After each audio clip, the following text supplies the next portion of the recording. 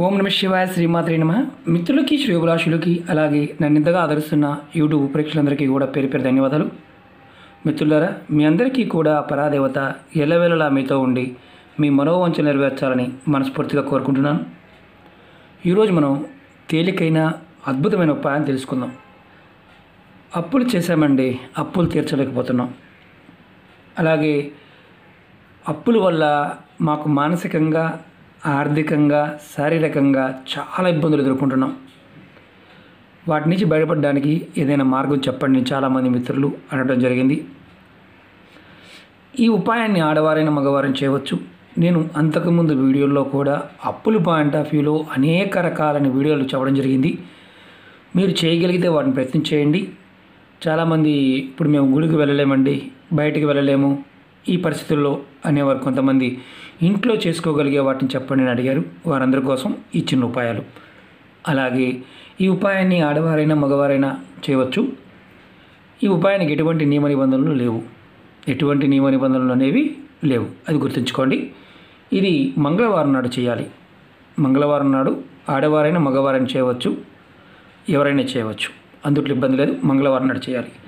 మనం తీసుకున్న అప్పు తీర్చలేకపోవడానికి కూడా కొన్ని బలమైన కారణాలు ఉంటాయి. మన జాతకంలో కొన్ని సందర్భాల్లో మనకి శని భగవానుడు కానీ, రాహుకేతువులు కానీ, కుజుడు కానీ నీచంలో ఉన్నప్పుడు ఆ తీసుకున్న రోజు, సమయము, సందర్భం మన నక్షత్రానికి అనుకూలంగా లేని రోజు అయినప్పుడు ఒక్కొక్కసారి మనం అప్పుని తీర్చలేం. చేసినప్పుడు తీర్చడానికి ఎంతో కష్టపడుతుంటాం. అంటే డబ్బులు ఉన్న వాళ్ళు కూడా ఇబ్బంది పడుతూ ఉంటారు. ఎందుకంటే చాలామంది ఎంప్లాయీస్ కూడా క్రెడిట్ కార్డులు కావచ్చు, బ్యాంక్ లోన్స్, అలాగే హౌస్ లోన్స్, మనకి వెహికల్ కావచ్చు, బైక్ కావచ్చు, 4 వీలర్ కావచ్చు, ఇలాంటి వాటి దగ్గర అప్పు చేయటం, లోన్ తీసుకోవడం, అలాగే ఫ్రెండ్స్ దగ్గర చేబుదులు తీసుకోవడం, తర్వాత అవి తీర్చలేకుండా ఇబ్బంది పడటం, తీర్చాలనుకుంటాం కానీ తీర్చలేం. ఇలా కొన్ని రోజులు గడిచిపోతాయి. అనుకోకుండా కొన్ని ఖర్చులు రావటం, ఇలాంటివన్నీ జరుగుతుంటాయి. తీసుకొచ్చిన డబ్బులతో అవసరమైన దానికంటే వేరే దాన్ని ఖర్చు పెట్టడం. ఇలాంటి సమస్యల నుంచి బయటపడడానికి ఈ ఉపాయానికి కొబ్బరికాయ కావాలి.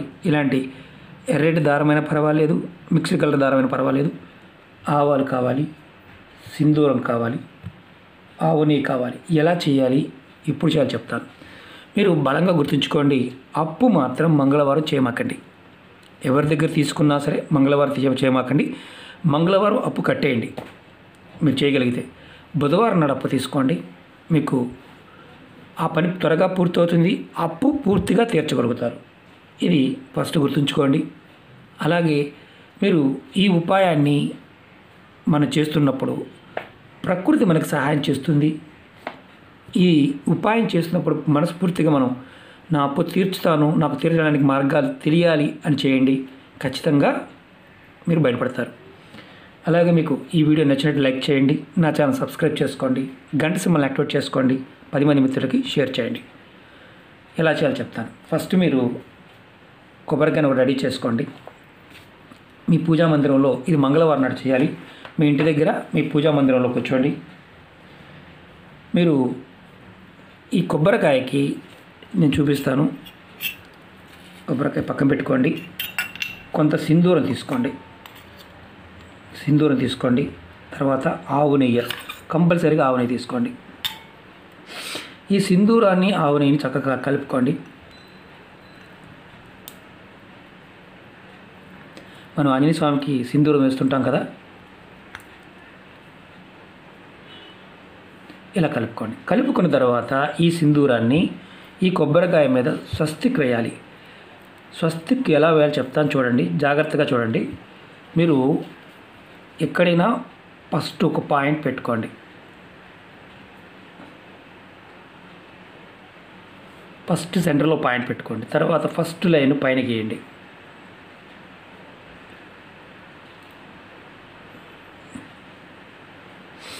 తర్వాత రెండో లైను,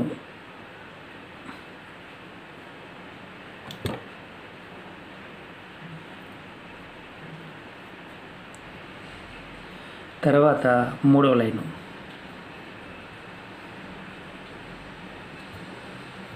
ఇది సింధూరంతో మాత్రమే స్వస్తికి వెయ్యాలి. తర్వాత 4వ లైను,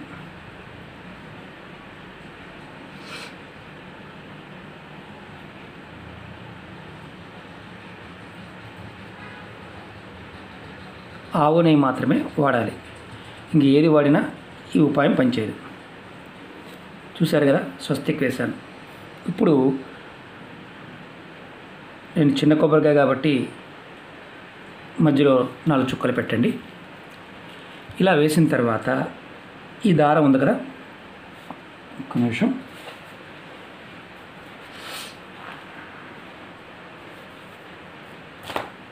ఈ దారం మిక్స్డ్ కలర్ దారమైనా పర్వాలేదు, ఎర్రటి దారమైనా పర్వాలేదు.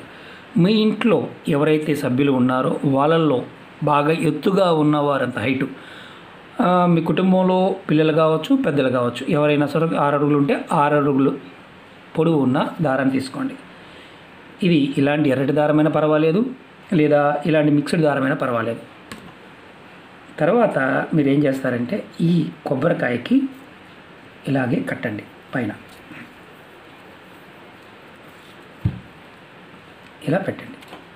పెట్టి మీరు 2 చేతులతో ఇలా పట్టుకోండి. ఇలా పట్టుకొని మీ మనసులో నేను చేసిన అప్పులు, మీకున్న అప్పులన్నీ చెప్పుకోండి. మీ మనసులో అప్పులన్నీ చెప్పుకోండి.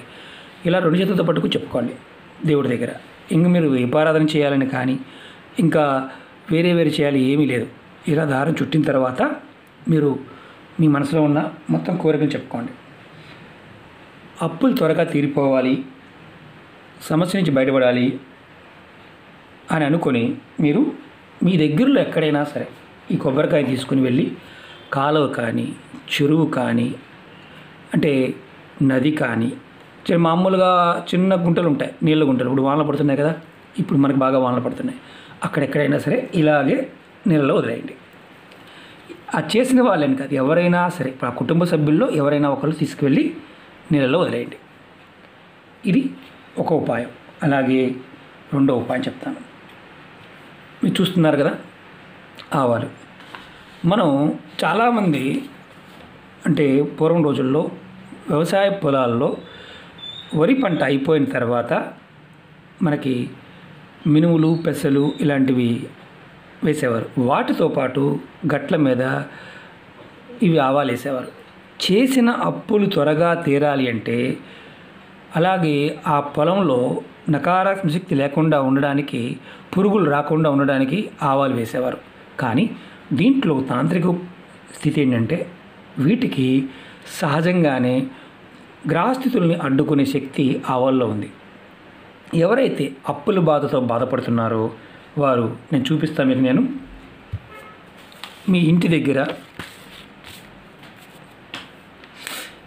ఇది మీ ఇల్లు అనుకోండి, ఇది ఇల్లు, ఇంటి చుట్టూత, ఇప్పుడు ఇది ఏదైతే చుట్టూ ఉందో ఈ చుట్టూత గోడ పక్క ఏమంటే వీటిని ఆవాల్ని ఒక పిడికిడి తీసుకొని ఇలా వేసుకుంటూ వెళ్ళండి రౌండ్గా ఇంటి చుట్టూత. గుమ్మాల దగ్గర వదిలేసి, అంటే లోపల పక్కన కాదు బయట పక్కన, మంగళవారం నాడు ఇది చేయండి.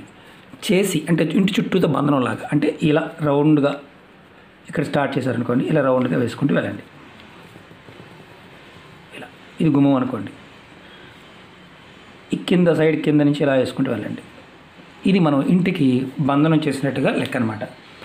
ఇలా చేయటం వల్ల ఏంటంటే తంత్రంలో ఏం చెప్తున్నారంటే, మన ఇంట్లో ఒకవేళ ఏదన్నా నకారాత్మకమైన శక్తి ఉండి మనం అప్పు తీర్చలేకపోతే, ఆ అప్పు తీర్చడానికి ఇవి ఆ రోజు మంగళవారం నాడు చేయటం వల్ల, ఆ బంధనం వల్ల మన ఆలోచన విధానం, మన మీద పనిచేసే నెగిటివ్ ఫోర్స్ని తగ్గి మనకి అప్పు తీర్చడానికి మార్గాలు కనిపిస్తాయి. ఇలా మీరు ఒక 5 మంగళవారాలు చేయండి. నెలసరి ఇంట్లో ఉన్న ఈ ఉపాయం చేయవచ్చు, ఎలాంటి ఇబ్బంది లేదు. ఇది గుర్తుంచుకోవాల్సిన విషయం. 5 మంగళవారం కంటిన్యూ చేయండి. ఖచ్చితంగా 1-2 మంగళవారాలు పూర్తి అయ్యేసరికి మీకు మార్గాలు తెలుస్తాయి, అప్పు తీర్చే మార్గాలు తెలుస్తాయి. మీరు ఈ పదార్థాలు దొరికితేనే చేయండి, దొరకకపోతే చేయమాకండి. ఎందుకంటే చాలా ఉపాయాలు ఉన్నాయి, చాలా చెట్లు ఉన్నాయి, రకరకాల ఒకే సమస్యకి కొన్ని వందల రకాల పరిహారాలు ఉన్నాయి. చాలామంది ఇల్లు అమ్ముడుపోవడం లేదు అని అడిగేవారు ఉన్నారు. వారికి కూడా ఉపాయాలు చూడడం జరిగింది. వీడియోస్లోకి వెళ్ళండి, చూడండి. చాలా వరకు మీకు సమస్యలన్నిటికి కూడా ఒకే రకమైన సమస్యకి ఎన్నో రకాల పరిష్కారాలు మన పెద్దలు పూర్వీకులు సూచించడం జరిగింది. ప్రయత్నపూర్వకంగా చేయండి, అద్భుతమైన ఫలితాలు పొందుతారు. ఒకటి గుర్తుంచుకోండి, పొరపాటును కూడా మంగళవారం నాడు అప్పు తీసుకోవడానికి ప్రయత్నం చేయమాకండి. ఎందుకంటే త్వరగా తీర్చలేరు. కొంతమందికి కలిసి వచ్చింది సార్, మాకు మంగళవారం తీసుకుంటామని కొంతమంది ఉంటారు. జాతకంలో ఎవరికైతే ఇబ్బందులు ఉన్నాయో వారు మంగళవారం నాడు అప్పు తీసుకోవద్దు, బుధవారం తీసుకోండి, త్వరగా కట్టగలుగుతారు. ఓకే మిత్రులారా, మీకు ఈ వీడియో నచ్చినట్టు లైక్ చేయండి, నా ఛానల్ సబ్స్క్రైబ్ చేసుకోండి, గంట సింబల్ని యాక్టివేట్ చేసుకోండి, 10 మంది మిత్రులకి షేర్ చేయండి. ఓం నమః శివాయ, శ్రీమాత్రే నమః.